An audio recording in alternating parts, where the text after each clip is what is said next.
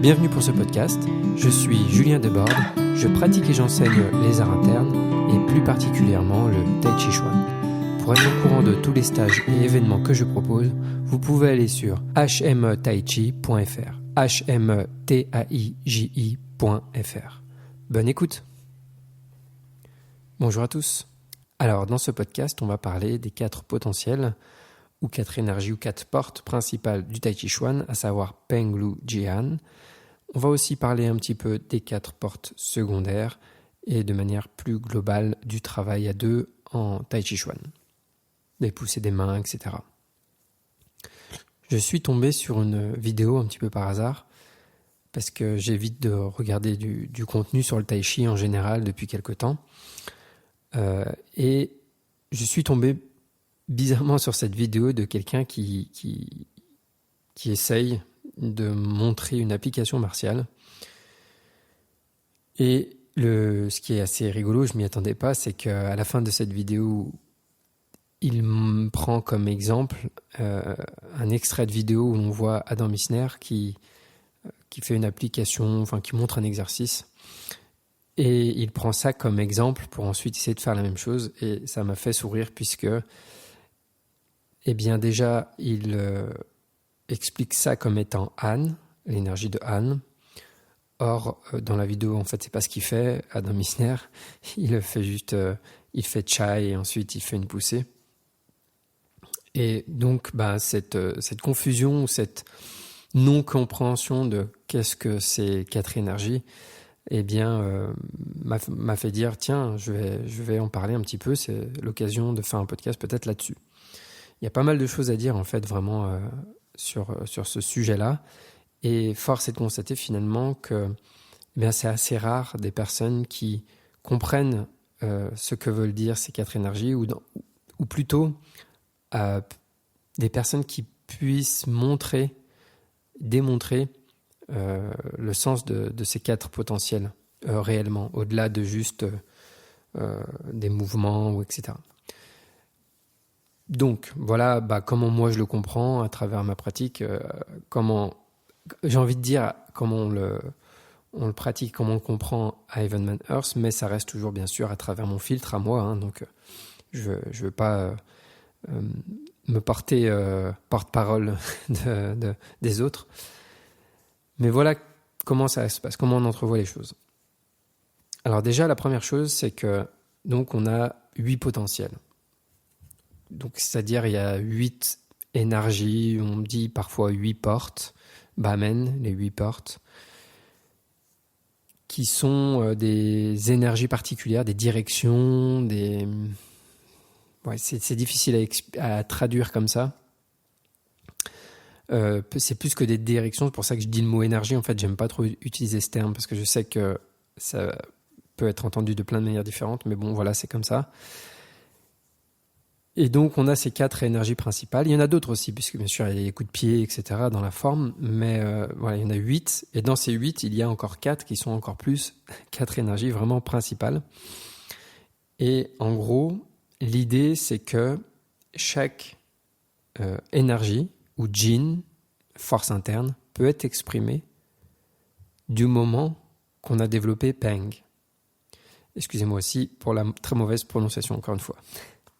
Donc, tant qu'on n'a pas Peng, en fait, on ne peut pas exprimer Lu, Ji ou Han. Et c'est très long pour développer un Peng. Ça ne se fait pas en une semaine, ça ne se fait pas en 1 mois ou 2 mois, même si avec une bonne méthode et avec une pratique sérieuse et sincère, on peut commencer à développer ça plus tôt que ce qu'on pourrait peut-être penser, mais ça reste quand même long par rapport à d'autres choses, à d'autres techniques qu'on pourrait développer dans d'autres sports. C'est une qualité interne qui se développe à travers la pratique quotidienne, enfin en tout cas régulière. Et donc Peng, qu'est-ce que c'est ?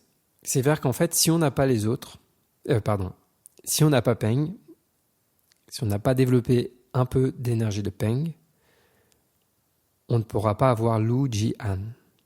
Donc la manière dont on le voit Adam Missner dans sa transmission, c'est que en fait au début on va commencer par apprendre les portes secondaires, notamment chai, qu'on traduit souvent en français par cueillir, et li, qu'on traduit souvent par séparer. Pourquoi ? Parce qu'en fait, ça va nous permettre de commencer à faire du travail à deux, tranquille, à faire des choses, même si on n'a pas encore développé les énergies de Peng. Donc, on commence par développer ces énergies qui vont nous permettre d'avoir des réponses, parce qu'en fait, ce qu'on veut développer, c'est ce que Adam appelle les mains intelligentes.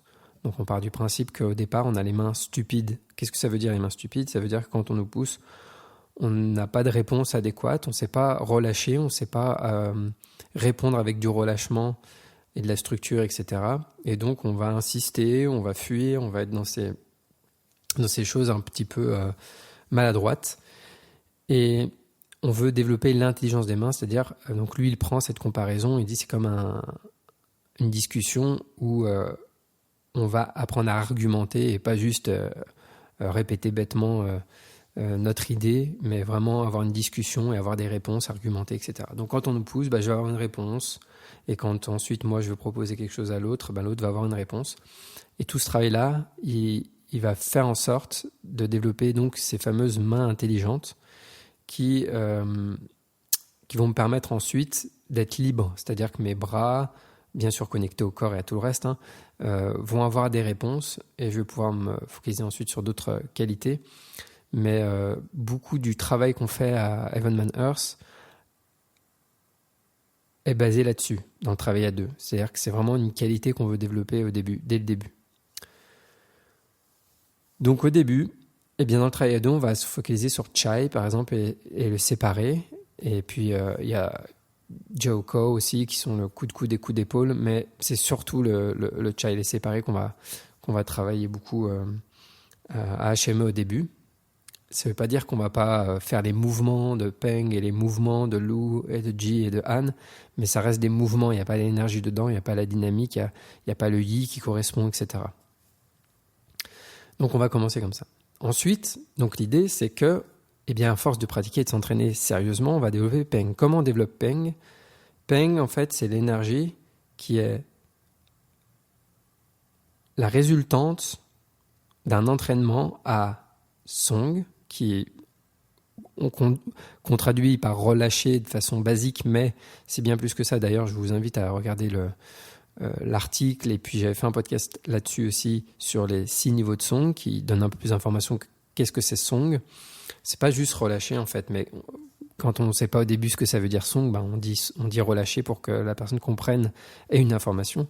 Mais par contre, le relâchement est une cause qui va générer Song. Donc on a besoin d'apprendre à relâcher, d'apprendre à calmer l'esprit et à avoir l'esprit dans le corps pour générer ce fameux Song. Ce Song, donc, qui va être une libération, qui va faire de l'espace, va permettre de faire descendre, voire couler le chi. Donc c'est pas exactement pareil descendre et couler le chi, mais je ne vais pas aller là-dedans pour ce podcast, je ne vais pas préciser la différence, mais en tout cas faire descendre le chi, on va dire. Puisque quand on relâche quelque chose, naturellement avec la gravité, ça descend. Donc ce processus de faire descendre le chi se fait à travers des pratiques bien spécifiques qu'on travaille nous dans les postures. À force de faire couler le chi, progressivement, comme quand on remplit un verre d'eau, le verre d'eau, donc ça descend, l'eau descend, et progressivement, ça remplit. Donc on va développer une certaine plénitude.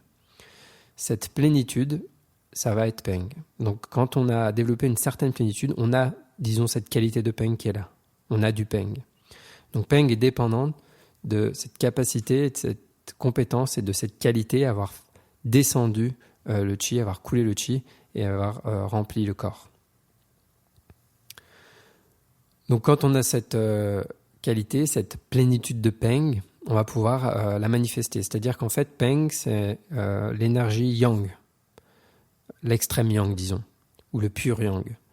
Et comment est généré le pur yang ? Par le pur yin, c'est-à-dire justement la descente et le fait de couler. C'est pour ça que d'ailleurs, il y a autant de faux Peng, de Peng contrefaits, comme dirait Adam.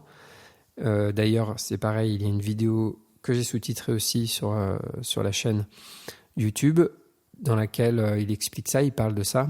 Pourquoi il y a autant de faux Peng ? Parce que en fait, le vrai Peng, il se développe à travers des pratiques bien spécifiques, c'est long à développer, Et bien sûr, comme toute transmission, parfois, quand on n'a pas eu une vraie transmission, on n'a pas bien compris, on se réfère à d'autres choses, à des livres ou à d'autres choses, et on va se dire, ok, c'est ça peigne, et on va créer l'effet sans avoir généré les bonnes causes. C'est-à-dire qu'on va créer une fausse version de peigne, en forçant, en poussant les articulations, en créant une fausse expansion. Donc l'idée de peigne, c'est comme si on avait un ballon et qu'on poussait un ballon rempli, on rebondit dessus, on flotte au contact. Et donc, si on a cette idée-là, en fait, l'esprit, le mental, du moment qu'on lui dit l'effet et ce que ça doit produire, il va avoir tendance à simuler, à créer cette version-là. Mais sauf que comme il n'est pas généré de la bonne manière, c'est pas le vrai peigne. Et donc, des personnes qui ont du vrai peigne, vraiment, c'est assez rare, en tout cas, de ce que j'ai rencontré, des personnes que j'ai rencontrées, eh bien, c'est en fait vraiment très, très, très rare. Donc, comme les autres dépendent de peigne, forcément, puisque peigne est très très très rare, les autres vont être tout autant forcément. Qui va pouvoir manifester vraiment Lou, qui va pouvoir exprimer vraiment Ji et Anne, voilà, c'est encore plus rare parce que après Anne, par exemple, c'est particulièrement difficile. En tout cas pour moi. Donc, une fois que j'ai développé une certaine plénitude, je dis pas que il faut atteindre l'absolue plénitude, mais progressivement, on a du peigne petit à petit qui se développe, qui devient de plus en plus concret, qui va donner cette capacité à faire flotter la personne en face. Eh bien, en fait, après, ça va être des différentes directions de ce peigne, de cette énergie de peigne, de cette plénitude. Et donc, on va avoir Lou qui va être... Alors, en anglais, c'est rollback, le mot utilisé. Rollback, que moi je traduis par enrouler vers l'arrière. Donc il y a quelque chose de l'ordre de quand une pression s'applique sur moi, eh bien elle va être détournée sur le côté et vers l'arrière. Et c'est en quelque sorte un peigne à l'envers, en fait, vers l'arrière.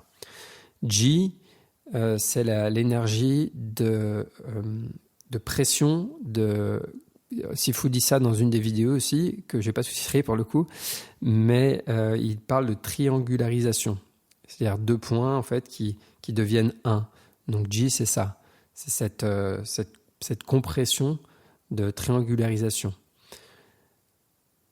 Donc c'est pour ça qu'on a besoin aussi d'avoir un bon Yi pour pouvoir donner ces directions-là. Donc Peng nous donne cette plénitude, enfin on a cette plénitude de Peng, et avec cette plénitude on va avoir différentes directions dirigés par le Yi, puis après, bien sûr, par les djinns qui sont générés en interne, sachant que tous ces djinns-là, on apprend à les générer dans la forme. La forme est faite pour ça, notamment, pour apprendre à générer ces différents djinns. Et ensuite, on a An, et An, c'est la compression vers le bas.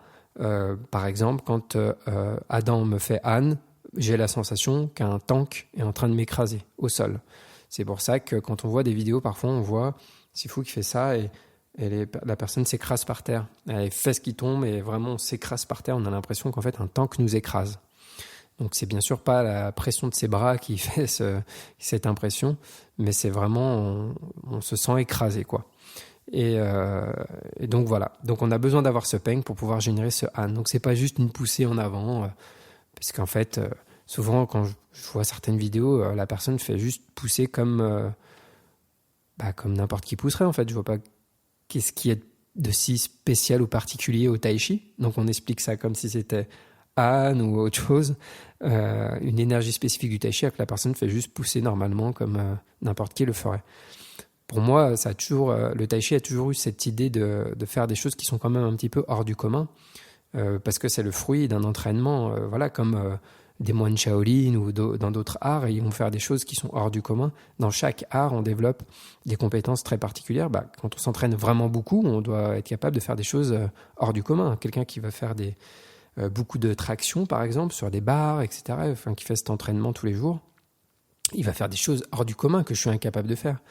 Et dans le tai chi, on parle de ses potentiels, on parle de certaines choses.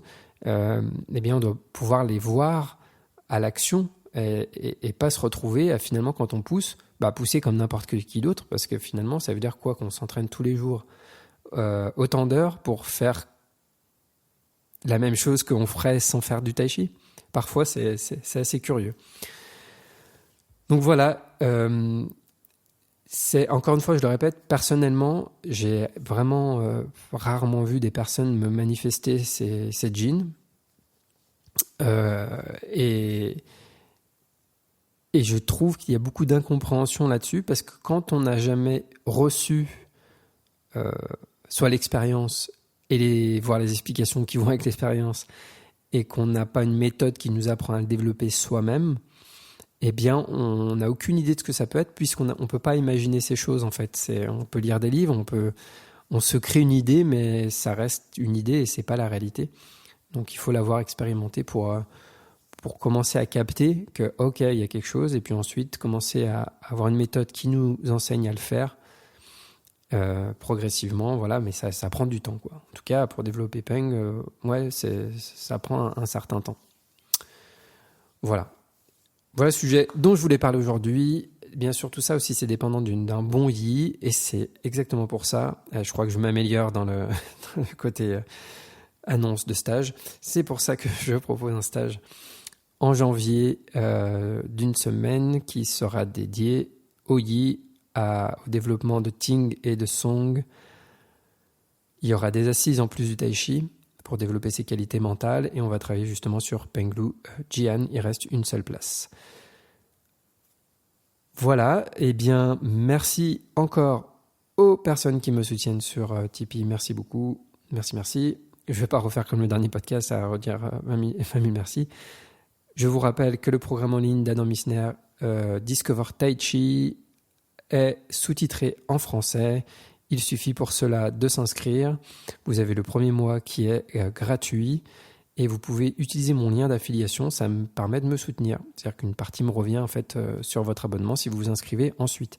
Pour cela, par contre, c'est important d'utiliser le lien tout de suite quand vous vous inscrivez. C'est-à-dire de cliquer sur mon lien pour créer votre compte, et ensuite votre compte sera lié à moi en fait. Et du coup, selon ce que vous allez faire comme abonnement, eh bien, je vais avoir une rétribution. Mais il faut le faire dès le début. Je prends un petit peu ce temps à chaque fois, parce que c'est vrai que je reçois des questions parfois par mail. Donc voilà, je me répète un peu pour les personnes qui ont déjà entendu, mais vous pouvez couper là. Donc, les sous-titrages sont activables directement sur les vidéos. C'est-à-dire que vous avez un petit bouton pour activer les sous-titres. Vous mettez sous-titres français. Voilà. Et donc, vous pouvez vous inscrire soit à l'année, soit mensuellement. Si vous vous abonnez mensuellement, même à l'année dernière, mais en tout cas, si vous vous inscrivez à l'année, vous pouvez faire votre année et ensuite arrêter votre abonnement. Vous garderez l'accès à vos vidéos. Peu importe que vous preniez mensuel ou annuel, vous pouvez arrêter votre abonnement quand vous voulez et toujours garder l'accès à vos vidéos. C'est-à-dire faire une pause, prendre le temps que vous voulez, et ensuite redémarrer votre abonnement, et vous redémarrez de là où vous étiez arrêté. Donc c'est quand même vachement bien, vachement pratique. Et surtout, voilà, on garde l'accès aux vidéos, quoi. Voilà. Et puis, je vous rappelle que je donne des cours de Tai Chi à Lyon, dans la région lyonnaise, et qu'il y a aussi des cours à Avignon, cycle une journée par un mois, et à Clermont-Ferrand.